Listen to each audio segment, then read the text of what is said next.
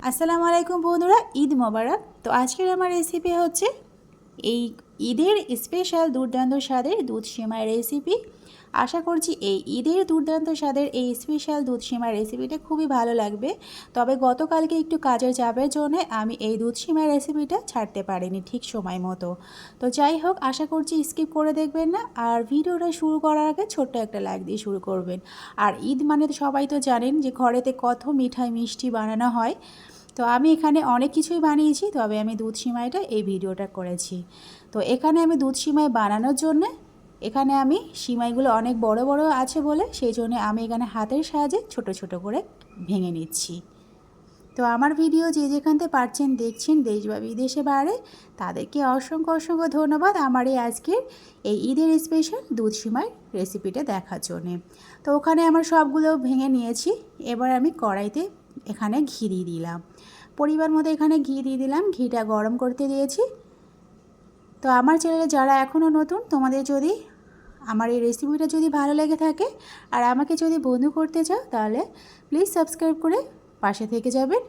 তো এখানে আমার ঘি গরম হয়ে গেছে, আর এখানে যে সিমাইগুলো আমি ভেঙে রেখেছিলাম সেই সিমাইগুলো একটু আমি ভেজে নেব, কিন্তু খুব একটা বেশি লাল করব না, আমি একটু একদম হালকা ভাজা করব।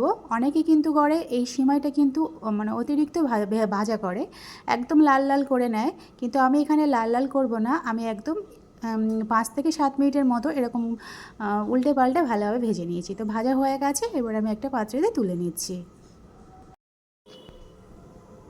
তো দেখতে পাচ্ছেন বন্ধুরা, আমার এই সেমাইগুলো একদম ভাজা করে নিয়েছি, তবে আমি একটু হালকা করে ভেজেছি। এখানে আমি 2 লিটার মতো দুধ দিয়েছি। এখানে এই দুধ সেমাই বানাতে কিন্তু যতটা দুধ বেশি লাগে কিন্তু ততই কিন্তু এই স্বাদটা কিন্তু দুর্দান্ত হয়। তো এখানে 6 টুকরো এলাচ মাঝখানে ফাটিয়ে দিয়ে দিলাম, আর 3 টুকরো ডালচিনি ভেঙে দিয়ে দিলাম, আর এখানে কাজু বাদাম 1 মুঠো কাজু বাদাম মাঝখান থেকে ভেঙে 2 টুকরো করে সেই কাজু বাদামটা এখানে দিয়ে দিলাম, কারণ কাজু বাদামটা সিদ্ধ হতে কিন্তু একটু সময় লাগে, সেই জন্য আমি দুধের সাথে একটু ফুটিয়ে নিচ্ছি। আর এখানে কয়েকটা তেজপাতা দিয়ে দিলাম।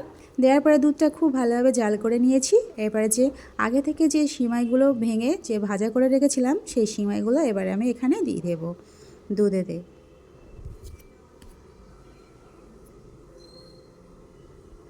তো এবার সিমাইগুলো এখানে দুধেতে দিয়ে দিলাম। দেওয়ার পরে খুব ভালোভাবে এখানে 10 মিনিটের মতো রান্না করে নেব। এই দুধ সিমাই রেসিপিটা কিন্তু একদমই কিন্তু বেশি সময় লাগে না, খুব তাড়াতাড়ি কিন্তু চটজলদি এই রেসিপিটা কিন্তু এই দুধ সিমাই রেসিপিটা কিন্তু বানানো যায়। তো এখানে আগে থেকে আমি কিশমিশ ধুয়ে 1 বাটি মতো রেখেছিলাম, সেই কিশমিশটা এখানে আমি দিয়ে দিলাম দুধেতে। সেমাইতে এখানে দিয়ে দেওয়া হয়ে গেল। এখানে অল্প চিনি ব্যবহার করব বন্ধুরা, আমি তার জন্য যেটা ব্যবহার করব দেখলেই বুঝতে পারবে। আর আশা করছি কিন্তু আজকের রেসিপিটা স্কিপ করে দেখবেন না, আর ভিডিওটা শুরু করার আগে লাইক দিয়ে শুরু করবেন আশা করছি। তো এখানে আমি আগে থেকে 100 গ্রামের মতো খোয়া ক্ষীর গ্রেট করে রেখেছিলাম, সেই 100 গ্রামের মতো খোয়া ক্ষীরটা এখানে আমি পুরোটাই দিয়ে দিলাম। দেওয়ার পরে অনবরত নেড়ে এখানে আরও কিছুক্ষণের জন্য জাল করে নিচ্ছি। আমি এই পর্যায়ে কিন্তু মিষ্টিটা এখন ব্যবহার করে নিই, ব্যবহার করলে কিন্তু এই সিমাইটা কিন্তু গলতে কিন্তু সময় লাগবে, সেই জন্য আমি চিনিটা আমি সবার শেষে দেব। তো এবারে এখানে আমি কনডেন্স মিল্কটা আমি এখানে ব্যবহার করছি, তবে চিনিটা একটু কম ব্যবহার করব।